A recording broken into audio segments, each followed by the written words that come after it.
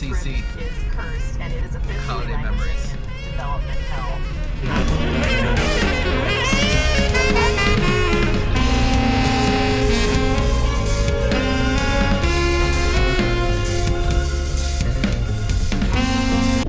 Can't believe how much I badly have to go pee. It's funny, like when you don't have the car to beep anymore, you're like, I got all this room. But you don't. You didn't have all this room. All right, wish me luck. Get that bread.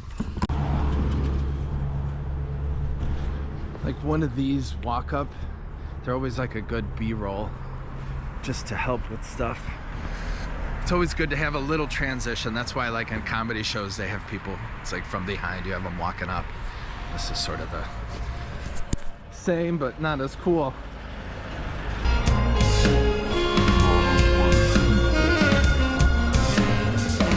So I'm going to turn it over to Michael now. Michael is going to give us a presentation today on how we're going to create these memories. But before I do that, I have to thank Vicky for bringing the desserts that we got.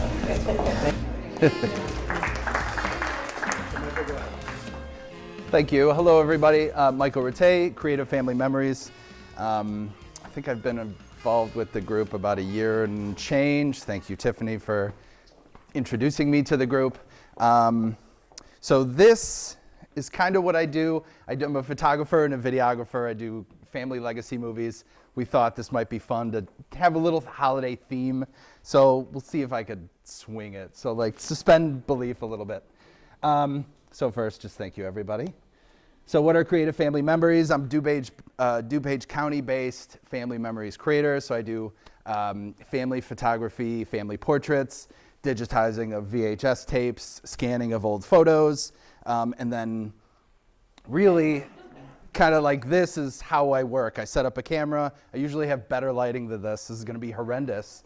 But I have a mic. You guys can't see it, but I have a microphone on me. And so even though it may sound, you know, roomy out here, like it'll sound like you are next to me, and that'll be like, that's half the battle of video is the audio. So, so this is me. Creative person, vice president of the Glen Ellen Chamber. Oh, damn, wrong side. I never know which side I'm gonna be on. That's an arrow. So this is Mike.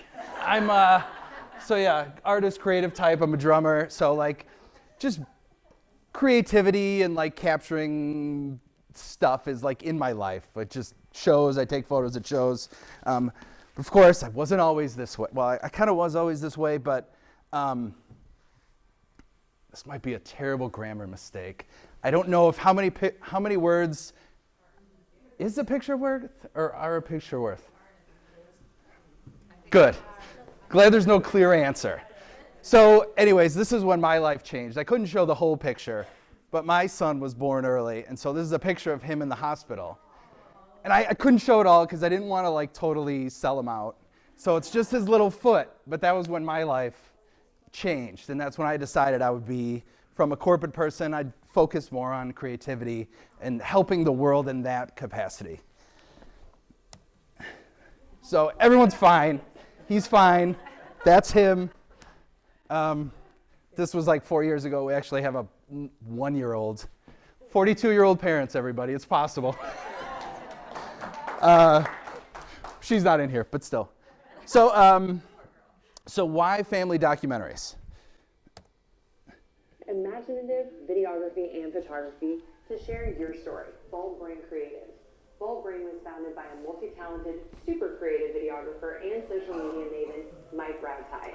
Although Mike started his career as a straight-ahead corporate type, his creative instincts and early training as an animator inspired him to start Bold Brain Creative to market entrepreneurial businesses. Bold Brain works with clients in almost every industry, from craft beers to high-powered law firms on projects ranging from tours of high-end real estate to recording the activities of professional association events. All are done with a special brand of creativity. That's the hallmark of Bold Brain Creative. But why not hear all about it from the wild man himself? Mike, you're on. Visit boldbraincreative.com to learn more about their web and marketing services, imaginative videography and photography to share your story. Okay, So when my life changed, I decided I would do more small business and entrepreneurial marketing. That was kind of what I thought made the most sense. I spent 8 years as a retail futures broker, and so that's like basically 80% sales, 30% being wrong on your trades, and 70% apologizing to clients why the Middle East did something while you were sleeping that they didn't tell you about. But so, now this is the real, I can never go past the videos. Is that your wife, Mike? No, but thank you. No, she was in the early one. So the best discussions to create lasting memories. Well, actually, hold on, I skipped the story. I was screwing around. So why family documentary? So I was doing that for about 6 years, small business events, all that stuff. And then one of my friends who's a photo organizer, she referred to me this project. She's like, this woman has 20 scrapbooks a year for every year of her kids. And we're digitizing it, we're organizing it, and we created a slideshow, and I was watching it, and I was like, well, this, like, as I'm looking at these photos, she's telling me the stories. And it's, of course, of her kids when they're younger. It's like, oh, yeah, and we go to the park, and we would do all this stuff. And I was like, wait, you and your husband should be narrating these. Why am I just making you a slideshow? It's like, you guys should actually be doing this, because it's not going to be important to anyone else. My hope in So then- doing this movie or video is that it's a living, breathing legacy that So there's music, there's 2 camera angles, there's photos. our great-grandchildren can look at and feel that they know us and feel the joy that's exuded from all of the pictures, the videos, the music. I hope that that's what this gift is to our family. We wanted to do something like this while we could still remember all these things. And participate. We didn't look like we were ready to get into a nursing home or anything. We still have some life in us. So I think it's very important. My wife had sat down with my mother before she died and given at least a legacy, oral legacy, no video or anything. So you get it. And then, so this is kind of here, you know how we do this. It's more like story, you make a movie, it's like, it's breathing, it's not all them talking. Because like, editing is like tension and then release. Tension and release. Like that's what movies are. It's like, they have those hot and steamy scenes, they blow something up, and then it's like, something chill. Like it's kind of what it is. So this is part of the editing where it's like using an interview, because obviously you get someone to talk We met for 90 minutes, and I first saw my wife in 1972. I was back from Vietnam for a year. so this like tells My this, wife was like a school teacher for when they met, working that's in how the they looked, like puts their grandkids in the way, which I like, oh, they were hot. friends of mine. And I saw her, but certainly I didn't have enough guts to go up and actually talk. So, and then there was actually, it's funny, in that line she dropped that she said she was previously engaged to somebody, which I guess her kids didn't know, so that was like you don't know what comes out in video. That's why it's like the hot seat, there's a lot of, but yeah, so someone referred that project to me, and then it just took on this life of its own, and then just moving into the suburbs, I just met more families, and as my kids grew, I started adding more family things and more seniors, and I try not to make it too personal, but then my same thing with our parent. Thankfully, my mom's around. My dad, I don't have much of him. We have little videos and stuff, but he was always camera shy and all that stuff. So, but this is. Let me see. So I was going to go 2 different ways about this, but the fact that it actually worked. So what we can really do for you guys, I think the most important thing, this is here I go thorough.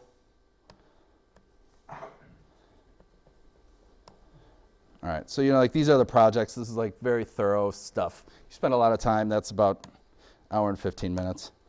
But in general idea, I wanted to kind of, the other stories I would say for what I think is good about like holidays is obviously people are together that normally aren't together. And so the most important thing with that is what you can do is like, the big group photos. I have one with all my nephews and nieces, like behind my grandma or with her, for the last 40 years. And so I think that's the nicest thing to do with a lot of these holiday photos. You get everyone that's normally not there together. The one thing I really wanted to stress is I really implore you guys, like somebody that's going to be, it can't be the chef or the person that's hosting the party, but you need to make somebody to be the actual photographer of the event. Because I think otherwise you have somebody that doesn't,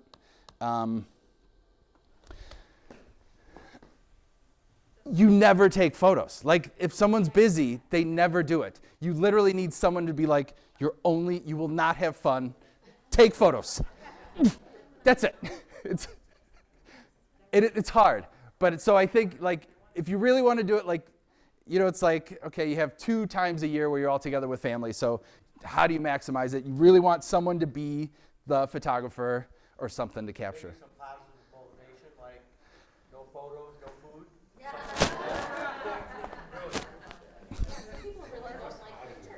Which is very true. I have an aunt, my one aunt, she's always like, we do the group photo and she's always like hiding. I was like, come on. But so, and so I was also trying to wrap this in because obviously my thing, that was like that was it. Like we had conversations. I understood the interview and like what I was going to ask them and things like that. But I also wanted you guys to think, because I think it's basically traditions, right? Like, because what you're starting now are like potentially new traditions. So it's like, these are some obvious things. I'm sure you've seen them on the web. But like there's a lot of these people that recreate some of the old generational photos. Like the one in black and white is the mom. The one on the right is the daughter, like 30 years later. Like, so you can do fun stuff like this maybe at family parties. And I kind of just have other examples. You guys can just recreate them. This is like,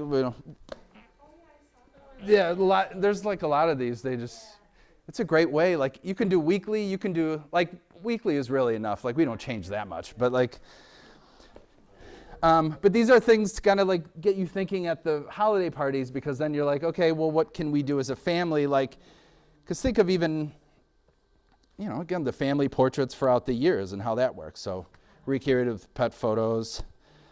But another thing that I thought, this is slight homework for everybody. Go through your phone, go to Walgreens or get one of the apps and just see how many photos you can upload and print like 3 copies of each and just leave them at their holiday parties and just let people take them. I think that's a cool idea. It's the one way to get them out, because we just collect them on our phone, which is something that I'm doing some digitizing and I help people with their storage management, so I can't help if you need, but. What I did was I took the photos and I made books for each Oh, yeah. grandchild. Oh, yeah. With like 25 photos, and they're $4 at Walgreens. And the kids loved them. Yeah. Because And it gets them off the phone. It's a nice. Can you assist with digitizing slides? I'll try it. I'll test it out. I've got reams and reams from my parents. Really? Yeah, that I need to do something with, and they're in a basement. All right, let's talk. Okay. I'll see. VHS tapes. VHS, yes. So Michael, what my sister did was, I grew up in Oak Park, and my dad had this Santa Claus that was probably about 6.5, maybe 7 feet tall. I think it might have came from Polk Brothers, for those of you that remember Polk Brothers. So she found a picture of it, and it's a snowy day in black and white. And so she gave it to, I have 3 other siblings, she gave it to all of us one Christmas. I have that thing on my desk now every Christmas. And it's kind of funny because when you look at it, you have to shine a light on it to really see Santa Claus. It's kind of like, Oh, that's cool. So dreary that day. Yeah, so those are great memories. It's like, it brought back so many memories. And the story behind the picture, and that's kind of my whole thesis behind this, is that you get someone that can interview, and then I kind of jumped around it. I didn't know which way I was going to go. I was going to do stories with my pictures, just like because obviously that's the whole point, you do the stories with the pictures, then it's like filled in and all the gray areas, like nothing. And then you guys all laughed at the right spot when he's like, I didn't want to feel like we're in a nursing home. And I mean, it's like, you couldn't, like, that's people reacting naturally. Like, I couldn't say, make a joke about like not wanting to be older, but like that was just spontaneous. That was a personality, like that's just one of those things that, I don't know, you hang out with somebody for about 90 minutes is like the way it stands. So these mini sessions, it's like a 30-minute photo shoot. I get like, we just go around, we get all these shots of people doing fun stuff instead of just the static standing there. The video stuff, it's typically like a 90-minute sit-down session where we've had 2 or however many conversations to get a general idea, and then I'm off camera, like I'm where Scott is, and I'm in the hot seat, asking questions to move the story along, keep things going, and then editing is like a whole thing. So for you guys, just keep taking photos at your things. It's important as long as while the people are there, just get the photos. Even if you do silly videos, just say, hey, tell us about this event. And then have you watched your tapes? I did, yes. Actually, I'm just putting her on the spot. We had our family Christmas party, and there was one of like all my aunts and uncles who are gone now, and everybody, we're all young, and it was really cool. Everybody really liked it. And so it's important to just do it. And like, it's not, like you kind of don't have to, Sunhee, I had heard, we did a panel with her and a couple other people the other week, and there was I realized this one thing that I got stuck on. It took me 40 years to do, but as an artist, there's 2 different worlds. There's the artist, the creator type, which is the person that has all these wild, wacky ideas like, let's do a hot air balloon, let's fly to Mars. That's the artist. The editor comes in and says, it's not going to happen. It's not going to happen. So if you can keep the 2 of them separate while you do things, you'll create better, and then you'll edit better. I just wanted to throw that out there because I didn't realize that. But right now we're in the collection phase, right? Like where these things end up, we don't know. But we're just collecting them. We're putting on the cloud. We're putting on hard drives, flash. Just keep them, and then, years down the road, we'll see what happens. I just wanted to make a comment to my brother. In 1979, unbeknownst to everybody, he put a tape recorder. Remember the cassette tapes? And he recorded Thanksgiving. And we still have it, and I still have a player. We kept the player. So every now and again, 1979. So my grandparents who are deceased are on there. And you can hear my grandmother say, I feel so sorry for my grandchildren because houses are going to be $100,000.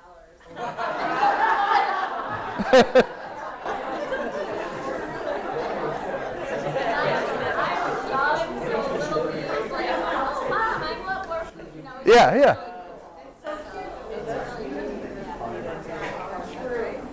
I'm sure it's hard to answer, but for your services, what's the cost range? Yeah, like mini photo sessions, something like this is like $500.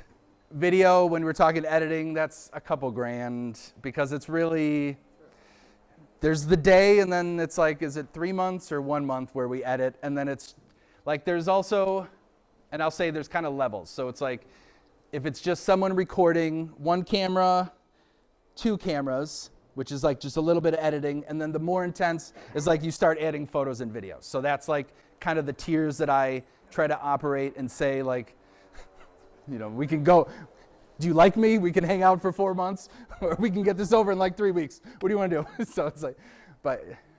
So Mike, if someone, like we have a bunch of VHS tapes, if I wanted to get those digitized, but then I would like you to create like a video with all those, could you still do that? Yes, and so so basically once you get, so tape, it's like you just get the tape, so you get the file, and it's just whatever it is, what it is. The cheaper way to do it is to watch it and be like, okay, these 5 minutes were great, these 45 were nothing, these 5 were good. Like you doing that and then send me that stuff, then I can more easily cut. Otherwise, if you say, just compile, and then, but another thing too, because Shannon gave me stuff and it was like 89, 90, 91, And so it's like, if it's actually chronological, like I can almost do something like that more easily than like chop, chop, chop, chop. So, but yeah, there's other way, because there's even apps to, I mean, as long as you have the AVI or MP4 files that I give you, like you can watch them on computers. If you have, she has them on a flash drive, so you could actually plug them into almost any modern TV and literally just hit play on your, like with your remote. You don't need anything special. You just go into the TV. So yeah. When you do your videos, are you able to grab, you have to get feedback from the client, like what year that picture was taken? Because when I look at pictures, that's one of the first few things I do. What year was that? Where was that? Who's that random person? But can you put like little dates in there, like 1990, I guess I could. Oh, like on there. Well. Yeah, so they would have to tell you what year the picture was taken, right? Yeah. That's something I would love. And some of them even have, like, you know, there's, Old school with little, yeah, print and burn down there. Yeah. So. One trick you can use on that is look for the youngest person in the picture. Then you know roughly. Yeah, that's a good point. So yeah, it's let me go back to my contact info. I will email this out so you can see the pictures. You send the deck out too. Yes, but I kind of added this. This is like a 200 slide because I did this thing at the library that was very thorough. But this is my info. Feel free to do that. Yeah, you know, little mini sessions in the Forest Preserve. We can start booking April and May now. But I can do in-house stuff, videos whenever. But yeah. Mike, can I ask you a question? Yes. Can you also work remotely? So say a family gives you, say we have a $2,500 budget, we have 8 millimeter, 16 millimeter, like it's different things that have been condensed already, but it's really just sitting in boxes. And then can you like interview people who maybe live in other states to put voiceover into what you're creating? Yes, I think definitely. Zoom has been one of the biggest, I don't know, whenever the stock peaked in like September of 2020, and it's been downhill since. But that was one of the best things to come out of COVID, and I think like something like that. And it's like, because you just record the meeting, and then I can basically like direct a little bit the lighting, you know, like just so they're not doing the in front of the window kind of thing, like use correct light sources. So yeah.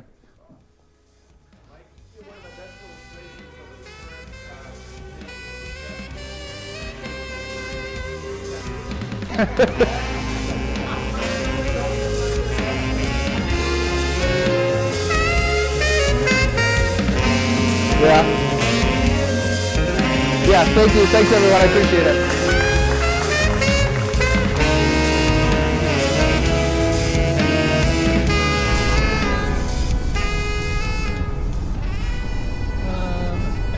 So just a couple notes. So I just have my SCSCC